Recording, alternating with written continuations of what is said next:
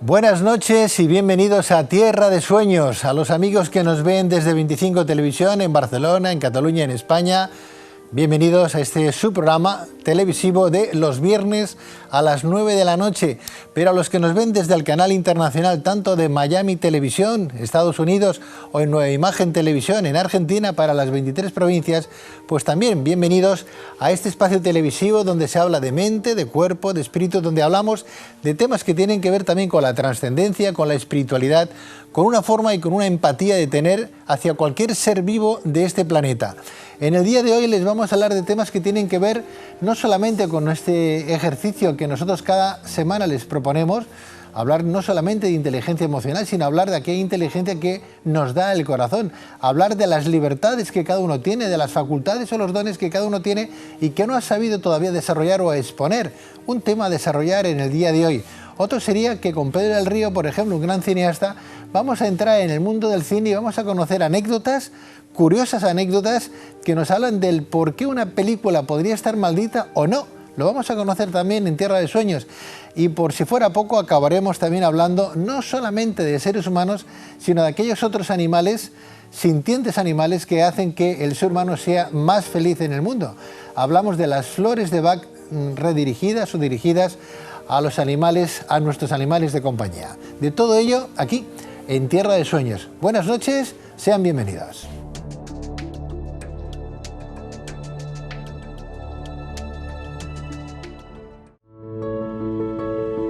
Si tiene usted cláusula suelo, gastos hipotecarios indebidos, si era usted inversor del Banco Popular, si ha pagado plusvalías que no tenía por qué, si tiene problemas legales de cualquier clase, llámenos y le daremos la mejor solución. En Durán y Durán hacemos nuestro su problema. Se alegrará de confiar en nosotros.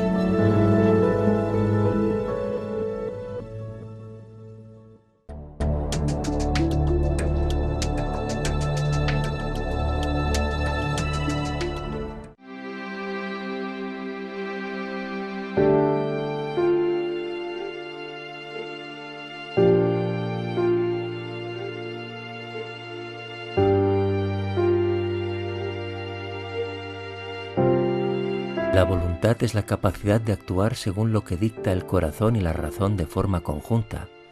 Asimismo, el filósofo alemán del siglo XIX, Friedrich Nietzsche, describió a la voluntad como el motor principal del hombre, la ambición de lograr sus deseos. En este sentido, podemos decir que descubrir el propio deseo es encontrar el motor de la vida. Precisamente nuestra siguiente invitada, a través de conversaciones con sabios de diferentes ámbitos, nos da en su obra algunas claves para ayudarnos a dar con el motor que guíe nuestras vidas y alumbre la fuerza interior necesaria para lograr emprender el camino hacia el descubrimiento de uno mismo. Esta noche en Tierra de Sueños queremos conocer qué significa tener una libertad interior y cómo puede un ser humano contactar con su verdadera identidad y conseguir su genuina libertad. Y para ello nos acompaña Montse Batlle, periodista y estudiosa de filosofía, psicoanálisis y espiritualidad, escritora y autora de En busca de la libertad, desde la voluntad secuestrada, de la editorial Kairos. Bien, pues ¿dónde está nuestra libertad? ¿Dónde está nuestro alter ego en un momento determinado que nos infunda el privilegio de llegar a conocernos personalmente y saber de qué estamos hechos, ¿verdad? Libertad, libertinaje, ¿dónde estamos? ¿Dónde se encuentra de verdad la esencia en base a esa libertad del propio espíritu, del propio ser humano? Montse Batlle tiene posiblemente las respuestas. Montse, buenas noches. Hola, buenas noches, Pedro. Bienvenida, Montse. Muchísimas gracias por invitarme. Un placer. Antes que nada, felicidades por En busca de la libertad desde la voluntad secuestrada, de la editorial Kairos. Casi nada el título, ¿eh? Casi nada, En busca de la libertad desde la voluntad secuestrada. Sí, sí. Qué título, ¿no? Qué título. Pues sí, si me permites te diré que yo lo quería titular La voluntad secuestrada, porque es realmente todo lo que he desarrollado en el libro. Lo que pasa es que mi querido Agustín Paniker, mi editor, pues prefirió, dentro de la línea de su editorial, En busca de la libertad, que era un poquito más Está bien, suave. un poco más suave, sí. Sí. Es como un doble título, ¿no? Sí, En busca total. de la libertad está muy bien, porque todos buscamos, en cierta manera, pues, de qué manera podemos ser más libres, ¿no? Sí.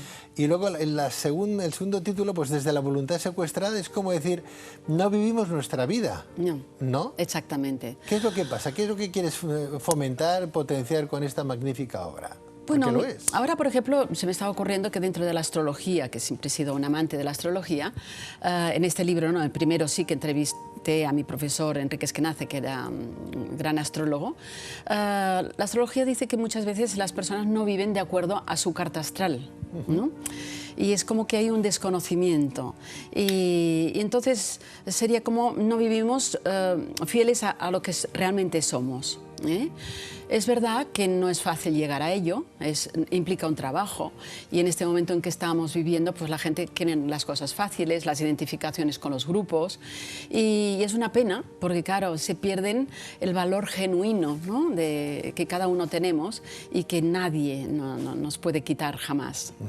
No obstante, me quedo con el segundo título, La voluntad secuestrada. Eso significa que no vivimos nuestra vida, vivimos una vida heredada, vivimos lo que nuestros padres, nuestros ancestros querían que viviésemos, vivimos lo que vive la sociedad de consumo. Pues el resto del normalmente mundo. sí, desgraciadamente sí.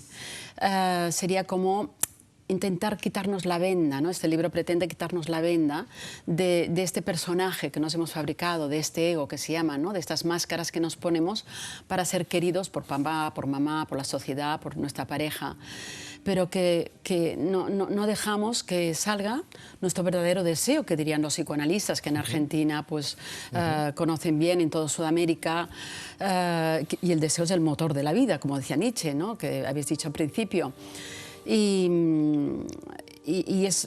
la voluntad secuestrada para mí es cuando una persona quiere algo pero no puede acceder a ello por sus miedos, por sus inseguridades, por muchas identificaciones que tiene familiares que se lo impiden. ¿Y cómo hacemos entonces? ¿Cómo podemos ser más libres y no autolimitarnos, no tener tanto miedo de sacar a flote todo nuestro potencial? Montse. Yo diría que lo primero es desearlo. Desearlo y ser consciente de que no somos libres, porque hay mucha gente que vive en esta ceguera y ya les va bien. Pero normalmente cuando tienes una piedra en el zapato que dices, entonces es cuando empiezas a buscar tu libertad. Es como dicen que Dios siempre nos habla bajito, ¿no? Como que tenemos que escuchar a ver qué nos está diciendo Dios, qué espera de nosotros, ¿no? Digamos Dios, digamos destino, digamos alma, digamos plenitud interior, desde las distintas disciplinas, ¿no? ¿Cuándo nos damos cuenta que no somos libres, entonces? Yo creo que cuando no tenemos la satisfacción de vivir, no que no seamos felices, porque muchas veces la vida no siempre nos lleva a la felicidad, pero cuando no estamos satisfechos con el tipo de vida que hemos elegido o que estamos llevando, ¿no? Y que vemos que aquello, ahí no crecemos y ahí no nos nutrimos tampoco. ¿Pero eso lo podemos cambiar? Sí. ¿Tenemos la libertad de cambiarlo? Yo creo que tenemos la libertad de cambiar siempre que contemplemos, tal como lo explica este libro, la libertad que nos concede el inconsciente.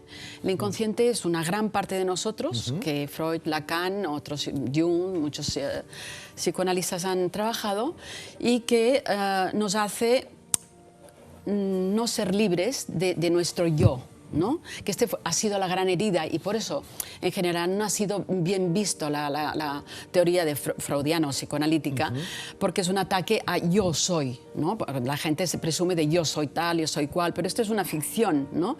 No hay un yo más débil que el que creía ser, ¿no?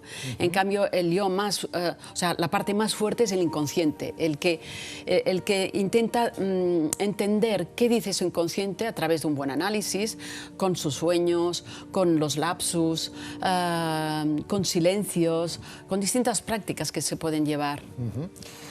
Has hablado con muchísima gente antes de hacer este libro, magnífico volumen, por cierto, para todos aquellos que quieran redescubrirse, no digo descubrirse, redescubrirse, Exacto. porque ya nos conocemos, ¿no? Otra cosa es que nos sepamos, que nos gustemos, ¿no? Sí, Que es cosa sí, diferente, ¿no? sí. Está claro que cuando uno se ha convertido en un ser libre, pues evidentemente se tiene que gustar muchísimo más y entonces todo son ventajas, ¿no? A él todo le viene, lo que le viene todo es positivo, no le viene nada negativo. Mira, porque no lo concibe como tal. Ahora estoy viendo aquí, por ejemplo, ha aparecido un teclado de piano, ¿no? Sí. Nuestra vida es como nos dan una partitura. Entonces, tenemos que ser fieles a esta partitura y tocarla lo mejor posible. Siempre lo podemos ir mejorando. Sí. Y cuanto mejor toquemos esta partitura, mejor nos sentiremos. Pero muchas veces queremos tocar la partitura del lado. Y es ahí donde nos equivocamos. Con todos estos personajes con los que has hablado, has entrevistado, has sacado información, incluso de personajes pues, que ya pasaron por nuestra vida, ¿no? Por Sí. nuestra historia más reciente, ¿hay algún denominador común que en todos aflore para encontrar esa libertad interior, esa libertad de culto interno? Sí, sí, sí, ¿Sí? absolutamente. ¿Cuál es ese denominador común? Todos son para mí profesionales de gran prestigio internacional Sí. y que aportan realmente salidas, formas que cada una de las personas, de los lectores, puede utilizar en su propia vida. Porque si no, son grandes enunciados, pero decir, bueno, ¿y cómo hago esto, no? Entonces, todos estos profesionales nos enseñan el cómo llegar a nuestra libertad y cómo desecuestrar nuestra voluntad, puedo decir. Llamo voluntad también al deseo, ¿no? O sea, cuando el deseo no puede ponerse en marcha, ¿eh? Entonces, cuando esto queda barrado, se nos limita la vida y es cuando sufrimos. Y toda esta gente son profesionales para aliviar nuestro sufrimiento, cada uno en su área. Y a mí me gusta ser muy transversal porque igual lee el libro un músico, un pintor, un artista, un filósofo, un psicoanalista o una persona, un ama de casa, una persona que tiene sus afectos y como todo profesional y que quiere realizarse de alguna forma, ¿no? Pues yo creo que estos personajes en común es que te dan herramientas para llegar a tu libertad. ¿Y todos hablan de las mismas herramientas? No. ¿O cada cual, aquello de cada maestrillo tiene su librillo? ¿Sí? Cada maestrillo tiene su librillo. ¿Con qué te quedas? Pero yo en este libro concretamente resalto muchísimo la labor del psicoanálisis. Y también entrevisto a dos personajes que trabajan sobre las corazas corporales, que es Marie-Lise Labonté, o Katsumi Mamine sobre el movimiento espontáneo del cuerpo, porque algunas veces se tacha de ignorantemente de que el psicoanálisis no trabaja el cuerpo, pero lo trabaja. Incluso lo último se llama, el inconsciente se llama el cuerpo hablante, en las últimas enseñanzas de psicoanálisis de Miller. Entonces, sí. Bueno, Miller de alguna manera nos viene a decir que cuando no hacemos caso a nuestro yo superior, a nuestro consciente, el cuerpo se traduce en ese diálogo, ¿no? Te está diciendo en la manera de actuar. Exactamente, somatizamos. Claro, y dices, bueno, pues no Sí. estoy haciendo algo bien, pues el cuerpo te está lo diciendo, dice. te lo está comentando. Exacto, con una jaqueca, con dolor de estómago, no digerimos lo que vivimos, con ansiedad porque se nos encoge el espacio vital donde vivimos. Y claro, intentar entender nuestro cuerpo con sus señales es de vital importancia. Claro, tenemos que hacer una gran diferenciación cuando hablamos de cómo encontrar esa libertad, porque En busca de la libertad, ese título maravilloso que me encanta, por cierto, no sé qué de los dos me gusta, los voy a aglutinar los dos, que Sí. los voy a dejar en la portada, que están muy bien ahí, ¿no? Muy bien. Claro, buscamos la libertad, que no secuestren lo que nosotros queremos, cuál es la voluntad de hacer las cosas, pero ahí tiene que haber también un trabajo importante, un trabajo interior, Sí. porque ahí Sí. está el apego, está el ego, ¿no? Sí, porque claro, si no, querer no es poder. ¿Eh? Sí. Dicen que sí, pero muchas veces quieres algo, pero tu voluntad está secuestrada, no puedes acceder a aquello. Entonces hay que focalizar, hay que poner un foco, como vosotros tenéis aquí, en los temas donde hemos sido heridos, que normalmente estas heridas que reclaman atención y cura. Porque luego ya la libertad se nos dará por añadidura. O sea, una vez curemos las heridas, se nos dará. Y luego ahí también, ahora me gustaría añadir una frase muy bonita de Tony de Mello, porque yo también soy muy profundizo con la espiritualidad, como esta jesuita que he entrevistado sobre el Cristo interior. Sí. Entonces hay una frase para mí muy interesante que dicen que no se puede poner el vendaje de lo espiritual sin haber curado antes la herida psicológica. Entonces esto para mí es muy importante porque hay tanta gente que se van al mundo espiritual, al mindfulness, actualmente a meditación, a yoga o otras terapias alternativas sin haber curado lo psicológico. Y Anthony de Mello, que era un gran maestro de la India, hasta que fue a Estados Unidos se dio cuenta de que no podía curar a todos los fieles, podríamos decir entre comillas, que querían meditar si no se les curaba la herida psicológica. Montse, para ti el libre albedrío, entonces, ¿qué es? Tenemos libre albedrío hasta donde nuestro inconsciente nos lo permite. De ahí el trabajo que tendríamos que hacer con nuestro inconsciente. Por consiguiente, tu libro, ¿a quién se lo recomendamos? A todo el mundo. Yo, para mí, cualquier persona que anhele mejorar su vida, que anhele tener mejores relaciones, sobre todo consigo mismo, quererse más, aceptarse más, autosatisfacerse más con las cosas que hace, con su trabajo, con sus relaciones, y para poder tener relaciones mejores con las otras personas, ¿no? Sócrates, creo que era Sócrates, decía que una vida no examinada era una vida que no valía la pena ser vivida, ¿no? Exacto. Pero eso lo decía en su última etapa ya de vida, ¿no? Sí. Quizás eso nos viene a dar a entender que con 20 años no tienes el mismo pensamiento que con 40, ni con 50 no. Tienes igual que el de 40, igual, ¿no? Qué lástima que este aprendizaje lo tengamos cuando ya hemos cursado una cierta edad, ¿no? Sí. Qué lástima. Por eso que es importante que la gente joven pues entienda que hay libros como el tuyo, por ejemplo, donde podemos apoyarnos y sacar cosas importantes para nuestro crecimiento personal, Montse. Totalmente, porque te diré una cosa, además, que mis libros gustan más a los hijos de mis amigos que a mis amigos. O sea, claro. Es como que está un poco adelantado al tiempo. Muy bien. ¿Sabes? O sea, es cosa que también me llena mucho de orgullo. Y luego, por otra parte, has nombrado a Sócrates, que con la mayéutica abrió el camino del psicoanálisis, ¿no? Porque era el hacer hablar al otro, al otro, que en psicoanálisis sería hacer hablar a nuestro inconsciente, ¿no?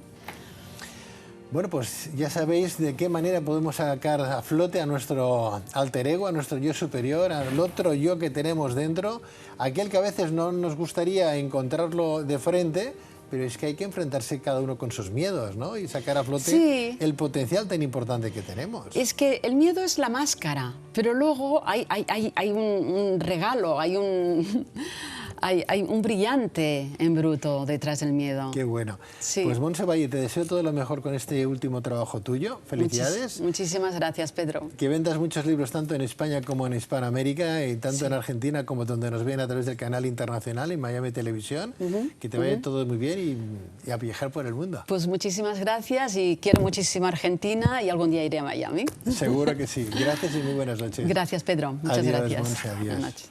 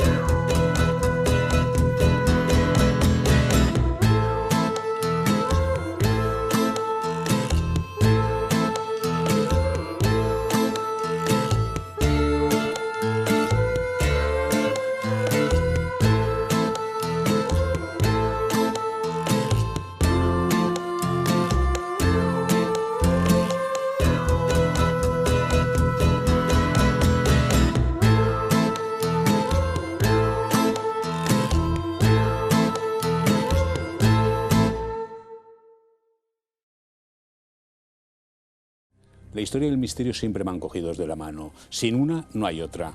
Siempre en la historia encontraremos esas cosas que no entendemos, ese misterio que el investigador es el que tiene que resolver.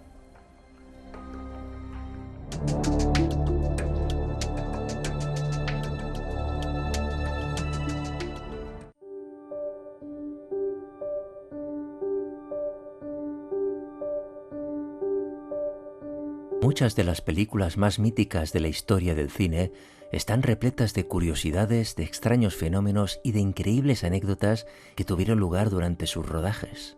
Hoy en Tierra de Sueños vamos a conocer algunas anécdotas y curiosidades poco conocidas para el gran público y que se dieron en los rodajes de algunas de las películas clásicas de Hollywood, y lo vamos a hacer de la mano de Pedro del Río, director y presentador del programa Cinema 25 en 25 Televisión, especialista en cine, cinéfilo profesional, dibujante de cómics, escritor y autor de obras como Hay que mirar y ver, Watson, las mejores pifias y curiosidades sobre el cine en formato cómic.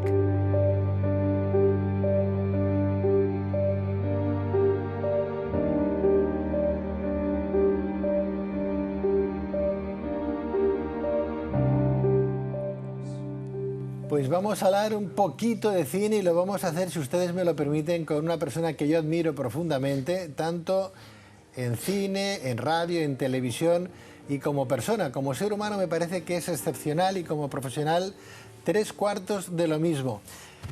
Y sé de lo que hablo, y sé de lo que hablo.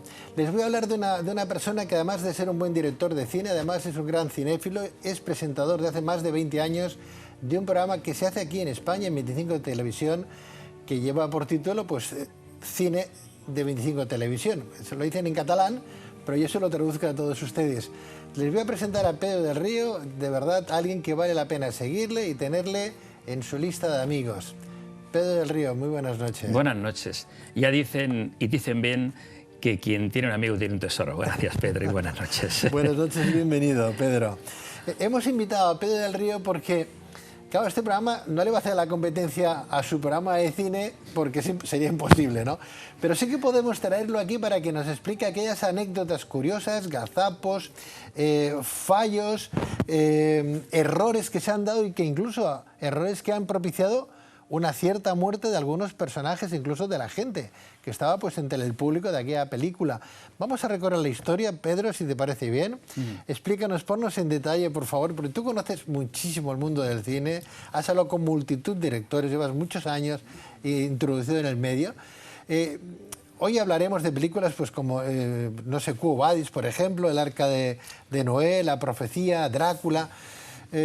Empecemos un poquito por esas películas que no tenían ni tan siquiera voz, no había sonido ahí detrás. Exactamente, películas mudas, Quo Vadis, que tú te refieres, estamos hablando de la versión muda, la del año 1925, no la que vino después con Peter Ustinov y Robert Taylor y Deborah Kerr, no, estamos hablando de la versión muda. Fíjate que en aquella época tenían como obsesión por hacer las cosas a lo grande, sí, a lo muy grande, sí, y fueron consecuentes con ello. De hecho, por intentar resumir, porque si no nos extenderíamos demasiado, sí, sí, nos situamos en la secuencia donde los cristianos pues, son sacrificados en el circo y arrojados a los leones. Pues bien, decidieron que esto lo vamos a hacer a lo grande y trajeron más de 40 leones de verdad para participar en aquella secuencia. Eso está muy bien, vamos a hacerlo a lo grande. Pero luego algún iluminado que había por allí pensó, ¿y si los tenemos 3 días sin comer? Pues los leones van a tener aspecto como mucho más fiero, mejor, sí, mucho mejor. Resultado final.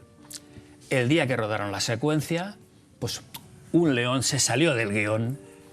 Bueno, ya se estaba comiendo a un extra, ya se lo estaba comiendo, o sea, ya lo había matado y ya se lo estaba comiendo cuando tuvieron que venir los vigilantes de seguridad y matar a tiros a aquel león. O sea, un poco brutos ciertamente eran. Atención, Pedro, que cuando rodaron la secuencia del incendio de Roma, sí, también se le fue la mano con la hoguera, sí, y hay multitud de quemados con quemaduras, sí, de tercer y primer grado. Bueno, aquello a lo grande, un Quo Vadis, es posible que Roma ardiera menos. Sí. La Roma de verdad ardiera menos, es posible. Bueno, estamos viendo de fondo, hay un cartel, ahí lo tenemos, el Quo Vadis de esa época, de 1924. 25, 1925, perdona. Bueno, ya el cartel desde luego ya lo dice todo, ¿no? Veo ahí un león, a lo mejor sí sacaron la... Igual es... Era premonitorio aquello, ¿no? Pues es posible, porque... Tú que conoces lo que ha pasado también en el cine, ¿tú crees que hay cosas que... Es como si hubiera una premonición de que algo va a ocurrir y ocurre al final? ¿Estuviera alguna etiqueta, alguna película a veces sí, esté marcada? no en este tipo de películas, porque uno no puede preverlo. Digamos que en películas, que luego tocaremos una de ellas, de aquí un momentito creo, sí, La Profecía, sí, ahí pues ya incluso a veces El Exorcista y otras películas que ya vienen con aquello que se dice coloquialmente el mal rollo incluido. Luego hablaremos de ello. Sí. ¿Y en el Arca de Noé de 1928 también ocurrieron cosas el Arca de Noé, ¿o no? casi 3/4 partes de lo mismo. Fíjate que el Arca de Noé se tiene, lógicamente, que producir el diluvio universal. Claro. Bien, pues aquí, fíjate que el director de esta película fue Michael Curtiz, director de la futura Casa Blanca y Robin de los Bosques, un director que pues, tuvo un grandísimo prestigio. Pues bien, aquí dijeron, vamos a ser consecuentes también y vamos a intentar que el diluvio sea un diluvio de 3 pares de narices. Todo lo grande. Bien, sí. Bueno, se dice que construyeron unos tanques enormes en las colinas de Hollywood, donde parece ser que almacenaron, dicen que miles de toneladas de agua que tenía que caer encima del decorado donde estaban los extras y tenía que aparentar que aquello era el diluvio universal.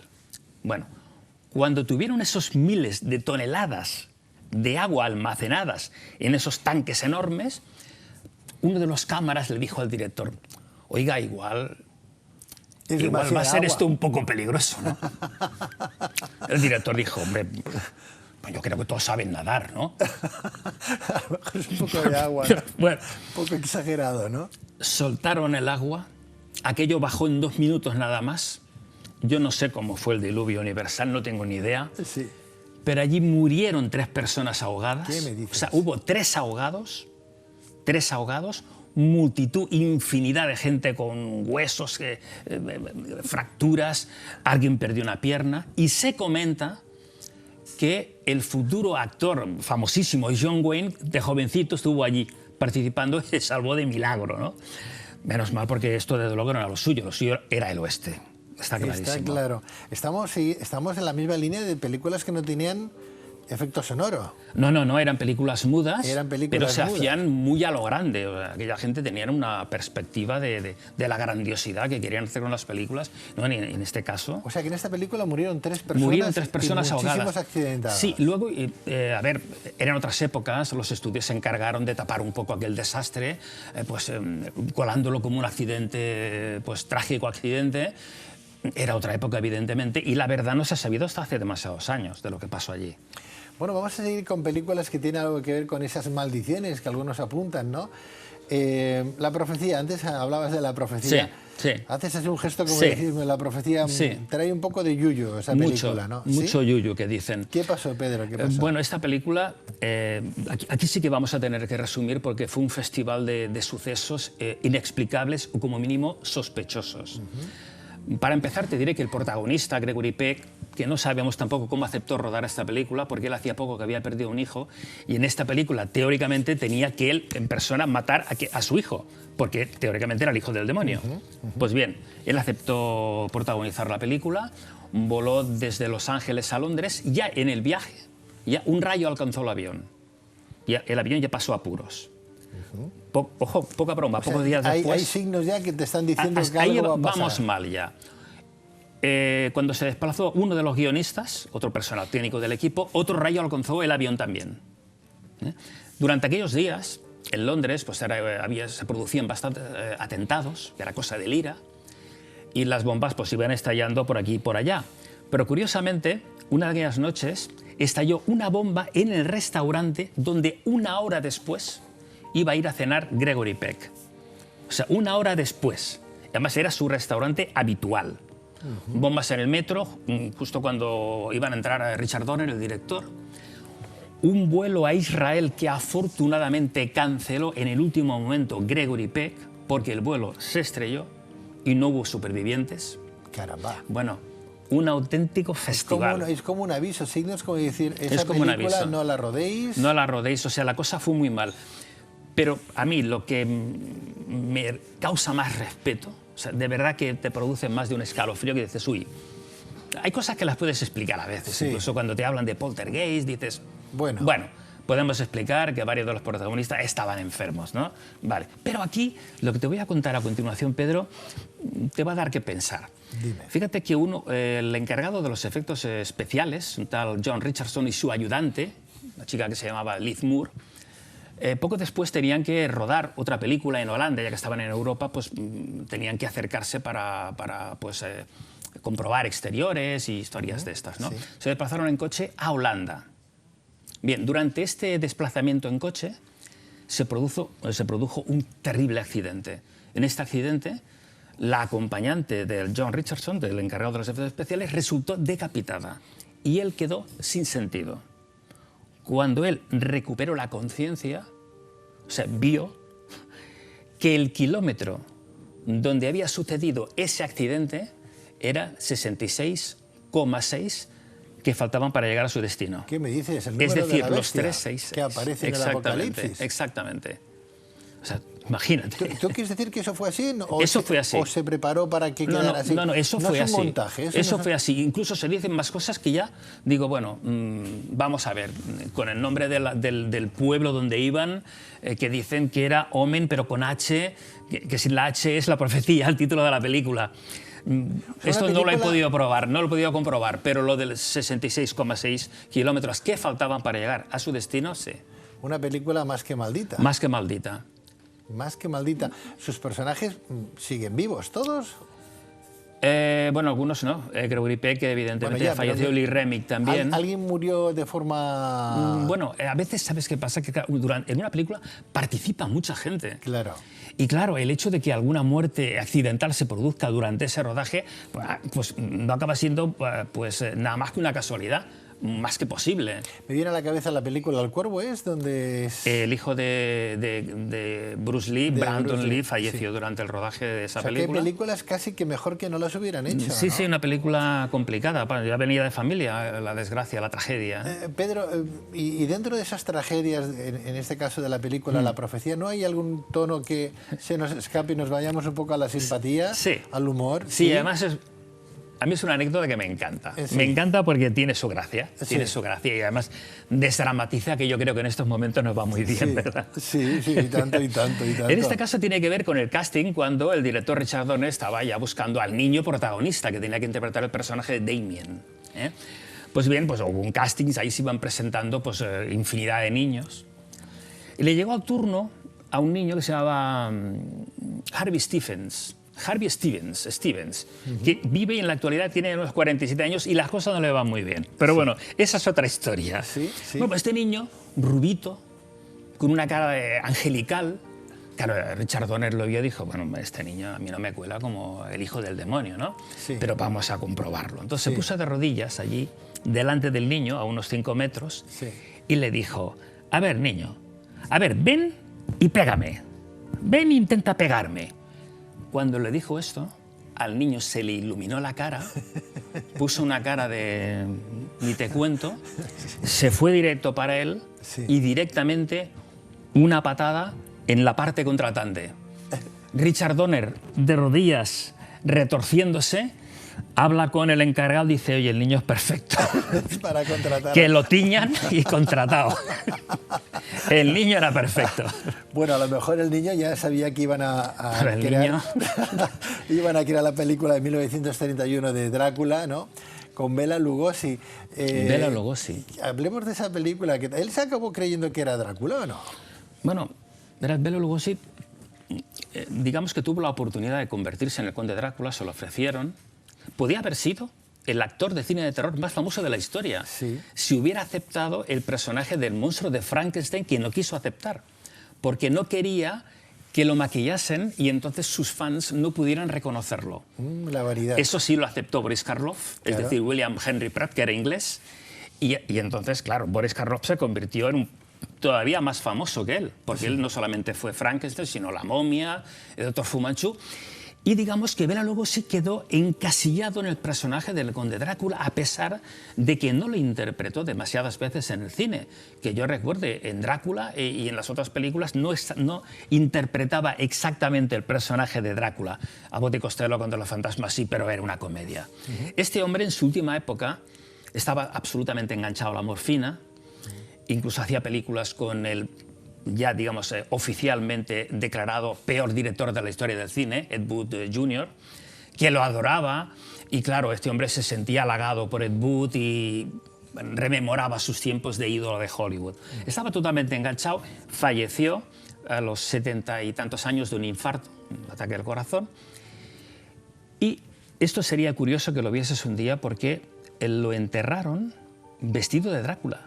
Porque este hombre ya pues, estaba un poco obsesionado con el tema, cuenta que en sus casas pues, no encontrabas una cruz, que no quería salir de día, que en fin, que le molestaban, no sé si el ajo o la sopa de ajo, pues no le apetecía, no lo sé. El caso es que si ves la imagen de Bela Lugosi de cuerpo presente en el ataúd, es impresionante.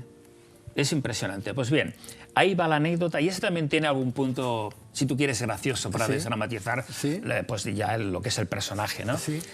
Cuando falleció, en el transporte del coche fúnebre hacia el tanatorio, hubo un pequeño derrape del coche que se encaró hacia el lugar donde él solía pasear, Hollywood Boulevard. Eso fue como una premonición. Luego llegó al tanatorio. Esta anécdota no sé si se produjo en el tanatorio, en el cementerio, en el funeral, no lo sé muy bien, pero sí sé que la protagonizaron colegas suyos. Es decir, Boris Karloff fue al tanatorio. Y se dice, esto no está comprobado, pero se dice que también estuvo Vincent Price y Peter Lorre, colegas también de cine de terror. Bien, comenta que cuando Boris Karloff, es decir, su colega, el monstruo de Frankenstein, entró en el tanatorio y vio a Bela Lugosi, se le acercó al ataúd, acercó su cara y viéndolo de cuerpo presente, vestido de Drácula, le dijo textualmente: «Bela, estás fingiendo, ¿verdad?». No se acababa de querer que hubiera muerto. Pero lo mejor fue cuando la anécdota de lo que comentaron Vincent Price y Peter Lorre. Se comenta que con aquel humor inglés que le caracterizaba sobre todo a Vincent Price, uno de ellos se giró al otro y le comentó: ¿no crees que deberíamos de clavarle una estaca por si acaso, para estar seguros de que realmente no va a volver? Yo creo que incluso Bela Lugosi, si lo hubiera oído, le hubiera hecho gracia. Seguro. Bueno, anécdotas como estas y películas que tienen este fondo, ¿no? Este matiz tan importante y tan profundo como es de la propia historia del cine, las podemos ver en 25 Televisión, en Cinema 25. Cinema 25. Sí, Cine 25. Cine 25. Cine. Por internet lo podemos ver tranquilamente. Entramos en 25 TV y ahí aparece. ¿Qué día lo haces, Pedro? Sábado y domingos. Aparecen grabaciones, a veces reposiciones, bueno, pero aparece ahí la película, presentación y acto seguido la emisión de la película. Sábados y domingos, ¿a qué Siempre hora? buenas películas. Siempre muy buenas películas. Siempre buenas películas. A las 3:30. A las 3:30 de la tarde. Te sigo deseando éxitos, que ya los tienes, Pedro. Muchas gracias. Que vienes cosechando hace muchísimos años. Gracias por venir a Tierra Ha sido de un Sueños. placer, como siempre. Igualmente, y por darnos esa pequeña anécdota en estos temas que vivimos a veces que se escapan un poquito de la realidad. Bueno, pues hoy nos hemos escapado un poquito, pero con el cine. Bueno, está muy bien. Muchas gracias, Pedro. Gracias a ti, Pedro. Éxitos. Adiós, amigo. Igualmente. Gracias.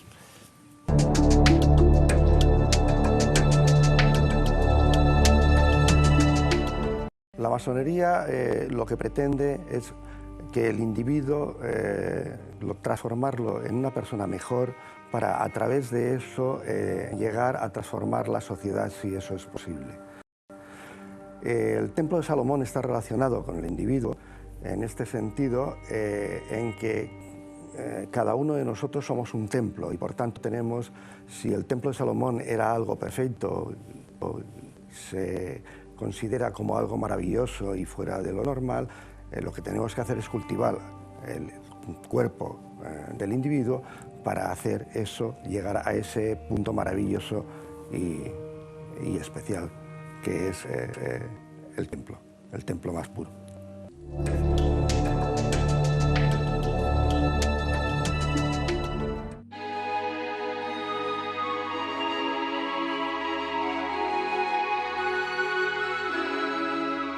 Edward Bach fue un médico inglés del siglo XX que sobresalió en la investigación dentro del campo de la bacteriología y la homeopatía.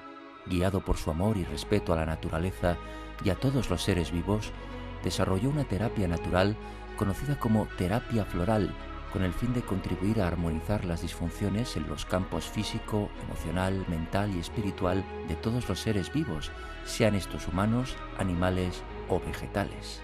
Hoy en Tierra de Sueños queremos conocer cómo se aplica esta terapia floral a nuestros amigos los animales y qué beneficios les aportan, y lo vamos a hacer de la mano de Enrico Medes, terapeuta y formador de la terapia floral del Dr. Bach, educador canino y felino, practitioner por el Institut Edward Bach Foundation y director en Barcelona de Aula Formación Bach.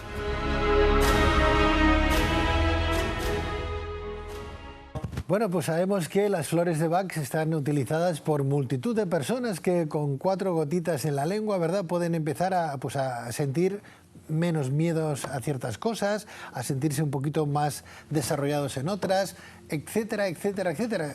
Estados de angustia, de ansiedad, etcétera, etcétera, también se pueden llegar a resolver gracias a esta terapia de las flores de Bach. Pero vamos a conocer un poquito en esencia quién fue el Dr. Bach y lo que nos propone con sus 38 remedios.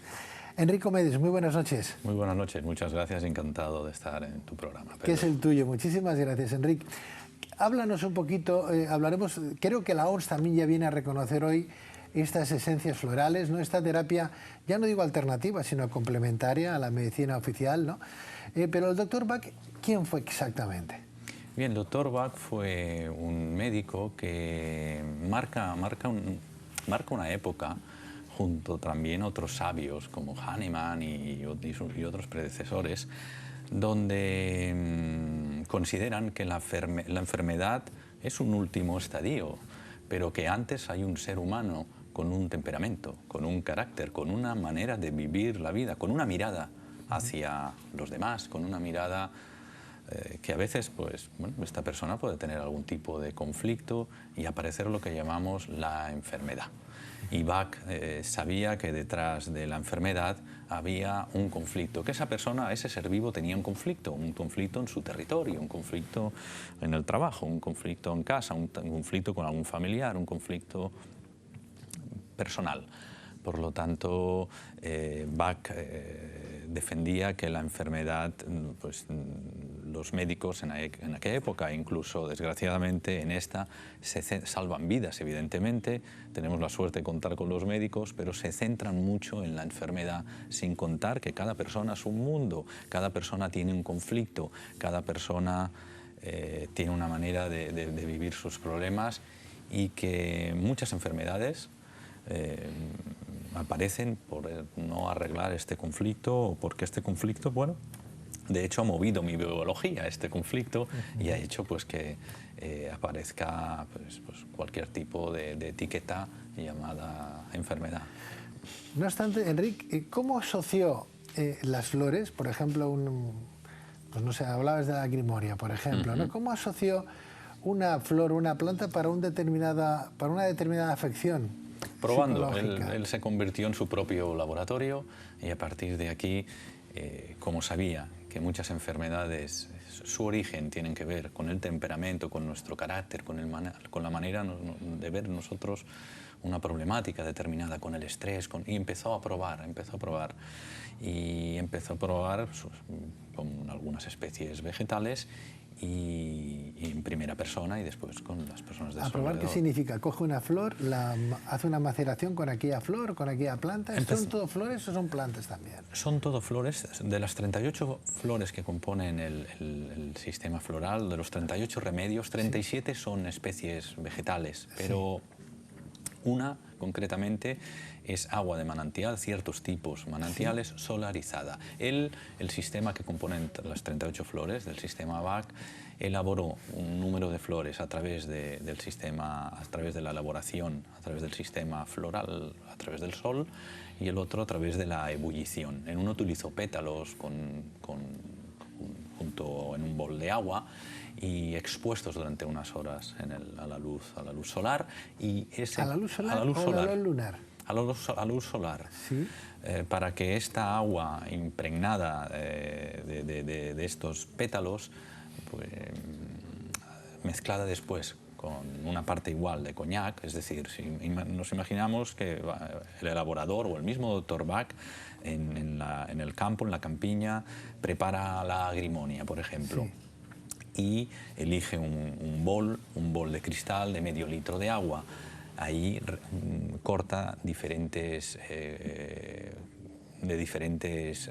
árboles o de diferentes arbustos, la misma especie vegetal, y cubre la parte superior de ese cuenco de agua y expuesto al sol durante unas horas, y después retira los pétalos, y ese caldo lo mezcla con, si es de medio litro, ese cuenco de cristal, lo mezcla con medio litro de coñac, y ahí tenemos una tintura madre que no tenemos acceso nosotros, solo los elaboradores. Y a partir madre, se le llama tintura madre este proceso. Por lo tanto, ahí no tenemos acceso, solo el elaborador. Y el elaborador lo envasa en unos botellines del stock, se llaman botellines de stock, para después de esos botellines, de esas 38 botellines que corresponden a los 38 remedios, realizar un preparado personalizado para cada ser vivo, sea una persona o para un animal, que también trabajamos con animales. Hoy tú trabajas con animales y le vamos a ofrecer ese remedio a los animales, ¿no? A la gente que nos está viendo, por ejemplo, los telespectadores que nos están viendo, a lo mejor tienen algún que otro animal en casa que padece, pues no sé, desde un trastorno de miedo, antes lo decíamos, ¿no? Que escuchan cualquier cosa y se alteran, o porque no están cómodos, porque no están bien en casa, porque tienen alguna afección. ¿Cómo aconsejarles a nuestros telespectadores que utilicen una flor, un remedio que utilicen el otro? ¿Cómo? Porque claro, un perro, por ejemplo, un gato, no te da no te indica, pues mira, me va bien o me va mal. ¿Cómo saber qué remedio le ofreces a cada uno de ellos? Sí, por esta razón que tú planteas, me llevó hace 15 años a estudiar educación canina, para poder comprender su lenguaje, el lenguaje de los perros, el lenguaje de los gatos, básicamente, que son lo que trabajo, y a través de su expresión corporal, a través de su expresión corporal y de su estado podemos descifrar. Yo aconsejo por eso que cuando se tiene un problema de conducta, lo primero que hay que hacer es tener un diagnóstico por un profesional, por un veterinario, porque el problema de conducta puede tener la base en una patología, en una enfermedad, y es el veterinario el que tiene que abordar este tema. Cuando el veterinario ya emite un diagnóstico, ya estamos más tranquilos para poder trabajar la parte emocional del animal y intentar averiguar si es que el animal pues está triste o el animal presenta ansiedad. Porque en las flores de Bach lo que abordan son las emociones. Abordan las emociones, y lo que podemos conseguir muchas veces es que al abordar las emociones, lo que se puede conseguir es erradicar la enfermedad o esta alteración. Vamos a imaginar un perro que presenta alteraciones en la micción o en las defecaciones o micciones, o un gato. Entonces vamos a hacer una anamnesis donde vemos claramente que el cambio de territorio producido por el cambio de vivienda de los dueños, o ha entrado alguien en casa, o han venido pintores y han hecho ruido, y este animal, una vez se lleva al veterinario y certifica que tiene cistitis, por ejemplo, pues podemos trabajar nosotros después más tranquilamente, porque un profesional ha diagnosticado una patología y sabemos pues que muchas veces problemas de territorios pues se pueden presentar estas enfermedades, y trabajando este miedo o esta inadaptación o esta angustia o este estrés, esta ansiedad que le ha producido a este animal o a este gato la entrada de unos pintores en casa, o ahora que vendrán las fiestas pirotécnicas de las verbenas de San Juan, pues bueno, trabajando esto en concreto, pues muchas veces la patología puede. ¿Y cómo le aplicamos? Por ejemplo, en este caso, ¿qué tipo de flor le daríamos? Mira, tanto en personas como en animales es personalizada, pero claro, siempre tenemos unas flores que utilizamos más para un problema de conducta que para otro. ¿Sí? Entonces, no es lo mismo un problema de conducta donde la base es el miedo, la fobia, que un problema de conducta, de adaptación, quizás un problema de conducta que sobreviene por la adaptación de un animal. Entonces elegimos las esencias florales en base a lo que al problema que tenemos delante. En una conducta agresiva, que es de las más peliagudas. Lo que comentabas, si llegan esos pintores o el gatito o el perrito, pues hace sus necesidades donde no debería, ¿qué flor le darías? Entonces, para saber qué flor le daríamos, tenemos que hacer una anamnesis completa. ¿Sí? Por lo tanto, tenemos que ir al domicilio y tenemos que recoger el máximo de información posible. Ahí la ayuda del propietario va a ser inestimable. La procedencia del animal, si es de un criadero encontrado en la calle, si detrás hay un trauma importante. Y a partir de aquí, pues sí, de las 38 flores, las más utilizadas son 20-22, pero dependiendo que, por ejemplo, en un animal que presenta fobia, pánico, que ha sido abandonado o que ha sido maltratado, hay 2-3 esencias que no se pueden separar. Por ejemplo, Rock Rose, estrella de Belén, y el Mimulus, en castellano es el Eliantemo, la estrella de Belén y el Mimulus. Rock Rose tiene que ver con el terror, no el miedo, no, el terror paraliza. El terror puede llegar a paralizar. Y al lado del terror tiene que ir acompañado una esencia que gestione el trauma, el shock.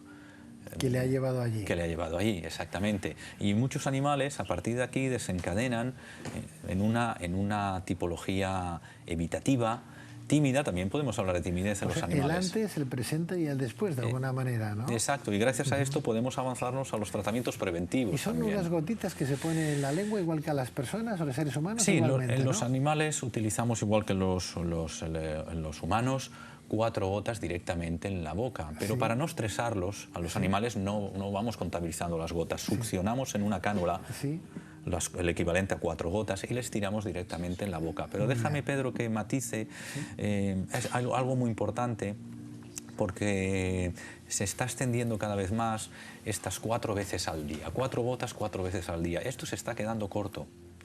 4 veces al día viene dado por toda esta bibliografía que en los años 80 vino de Sudamérica y nos pudimos nutrir con los primeros libros, pero ahora estamos viendo que una persona, un ser vivo que presente ansiedad, angustia, pánico, son varias veces, como mínimo 6, 7, 8... Y no importa el número de gotas. Y no importa, el número de veces no importa, el número de gotas, el centro VAC, las premisas son claras, 4 gotas. Con 4 gotas es suficiente. Tú te tomas 4 litros y yo me tomo 4 gotas, el resultado será el mismo, porque actúa por frecuencia, el patrón de vibración, y 4 gotas es suficiente. Pero el número de veces al día, vemos muchas veces que 4 veces al día es muy poco. Se necesitan 7, 8. Imagínate ahora en la verbena de San Juan, las fiestas pirotécnicas, un animal cada 5 minutos si hace falta.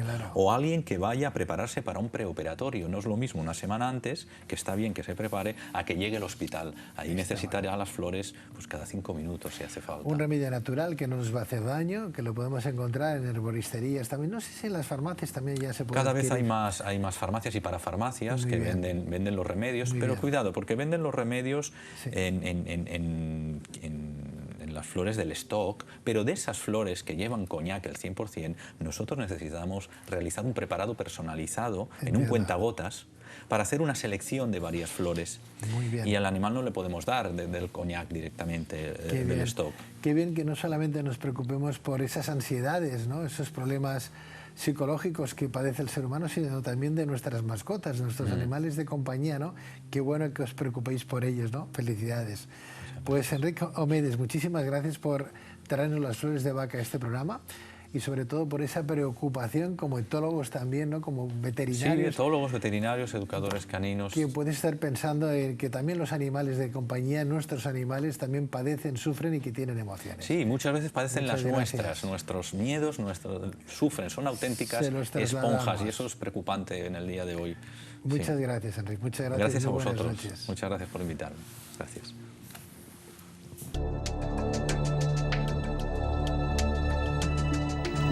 Bueno, pues queremos recordarles a todos ustedes que además el mismo equipo de Tierra de Sueños venimos haciendo hace un montón de años un programa de radio denominado Luces en la Oscuridad. Y tenemos con nosotros en este programa de televisión al productor del mismo, a Jordi Fortea. Jordi, buenas noches. Muy buenas noches, Pedro. Bienvenido, Jordi. Gracias, Pedro. Bueno, está mal que yo como director y presentador del programa hable del programa que presento, con lo cual hazme los honores, por favor. Bueno, un programa fantástico que realizas de jueves a domingo por Gestión a Radio, un programa que ya lleva 28 años en antena, si no me equivoco, Pedro. 28 años, camino de 29, querido. O sea que yo creo que es el único en España que lleva esa cantidad de años seguidos. Pues después del programa de protagonistas de Luis del Olmo que se dejó de hacer, el programa más longevo de la radio española es el nuestro, donde tú participas. Y yo participo y aprendo cada día porque tratas temas humanísticos, hablas de religiones, de espiritualidad, de historia, de crecimiento personal, en definitiva de cómo ser mejores seres humanos, ¿no? Todo tipo de entrevistas que tienen que ver con el corazón. Sí, con el cuerpo, con la mente y con el espíritu. Pues todos los jueves, viernes, sábados y domingos, a partir de las 12 de la noche hasta las 3 de la madrugada, ahí nos encontrarán en Gestión a Radio, en Qué Radio y en F Radio, 3 cadenas nacionales que se unen para ofrecer a todos ustedes Luces en la Oscuridad, un programa que ya ha cumplido más de 28 años de permanencia en antena, que no son pocos, Jordi. No son pocos, ¿no? Qué paciencia que tienen nuestros oyentes, ¿verdad?, de aguantarnos durante tanto tiempo, ¿no? No, para nada, ya te digo. Yo soy el primero que aprende escuchando tu programa y yo creo que si lleva tantos años es porque la gente sigue aprendiendo, ¿no? Todos seguimos aprendiendo. Están todos ustedes invitados jueves, sábados y domingos a partir de las 12 de la noche hasta las 3 de la madrugada, hora menos en la Comunidad Canaria, tanto en lucesenlaoscuridad.es, que es la página web propia del programa, lucesenlaoscuridad.es, o bien en la propia aplicación para móvil que podemos descargar en Google Play o en Apple Store. Ahí nos podrán también seguir. Es como si fuera una emisora de radio online en la página web, y también a través del móvil, pues a través de esta aplicación, es como si tuviéramos una emisora de radio, porque no para de funcionar. Más de 10.000 entrevistas hemos colgado en esta aplicación. Es más, por cierto, Jordi. Bueno, y no, yo te quería decir, perdona que te interrumpa, sí, dime. Todas las personas que te quieran conocer en persona, valga la redundancia, o quieran conocer también al equipo, vamos a organizar un curso en Barcelona el próximo 17 de junio, porque hay que decir que acabas de volver del Vaticano, tú y varios colaboradores del programa, y vais a un poco a dar una conferencia, un taller sobre exorcismos, Pedro. Eso es, un encuentro que tendrá lugar el 17 de junio, domingo, a las 4 de la tarde, 4 horas, donde hablaremos de exorcismos, de ángeles y demonios, de oración, de liberación y de sanación, y lo vamos a hacer con una guía espiritual que concurre y participa en este programa. Lo vamos a hacer con un arzobispo que traemos a propósito de Colombia, Monseñor Andrés Tirado. Eso es. Buena nota si quieren información. Sanaciondelalma.org, sanaciondelalma.org. Todo lo que vamos a hacer allí con sus invitados lo tendrán ustedes en esa página web creada al uso, sanaciondelalma.org. ¿Tú estarás? Yo estaré. ¿Estaremos todos? ¿Y tú estarás? Estaremos todos. Estaremos allí. Jordi, muchísimas gracias. Gracias a ti, Pedro. Es un placer trabajar contigo. Igualmente. Un gran productor y un gran periodista y sobre todo una mejor persona. Gracias, bueno, Jordi. Gracias. Buenas noches. Buenas noches.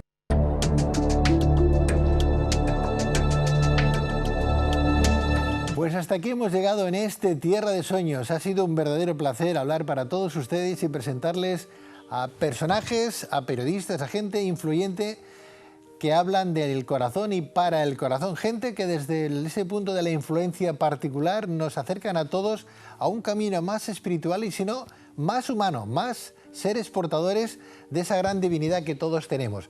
Bueno, será hasta dentro, pues exactamente de 7 días, aquí en 25 Televisión o en Miami Televisión o en Nueva Imagen Televisión, donde también tienen la bondad de acompañarnos y de vernos. Pero recuerden, para todos aquellos amigos que incluso quieren continuar con los espacios que aquí venimos ofreciéndoles, que el equipo de este programa viene presentando desde hace más de 28 años un programa de radio a nivel nacional en España, en 3 cadenas nacionales como son Gestión a Radio, Qué Radio y la agencia de noticias F Radio, que comienza los jueves a las 12 de la noche y concluye a las 3 de la madrugada, pero de jueves a domingo, jueves, viernes, sábados y domingos, a partir de las 12 de la noche hasta las 3 de la madrugada, hora menos de la Comunidad Canaria. Ahí estamos, en Gestión a Radio, a través de un título de programa que es Luces en la Oscuridad. Si no tienen un indicador en frecuencia modulada de esta cadena en su localidad, pues no pasa nada, pueden descargarse la aplicación, la app que encontrarán en Google Play o en Apple Store, bajo el nombre de Luces en la Oscuridad. Es gratuita, se la descargan en el móvil y sin problema nos podrán escuchar e incluso podrán seguirnos las 24 horas del día, porque el canal está abierto para todos ustedes, amantes de estas disciplinas que hablan del corazón y de los sentimientos. Bien, pues si nos escuchamos en radio estaremos encantados, y si no nos vemos hasta la próxima semana, pues que tengan ustedes una bonita y brillante y saludable semana. Sean buenos, sean felices. Adiós. Hoy descubriste un mundo de sensaciones, de riqueza espiritual y de contenido social y humano. Hoy, más que nunca, te sientes fuerte para alcanzar tus metas y objetivos que te propusiste. Hoy has descubierto herramientas para tu crecimiento interior, tu calidad de vida y tu conocimiento del mundo real y onírico. Cierra puertas, abre caminos, sigue el viento y deja el sol a tu espalda. Tierra de Sueños.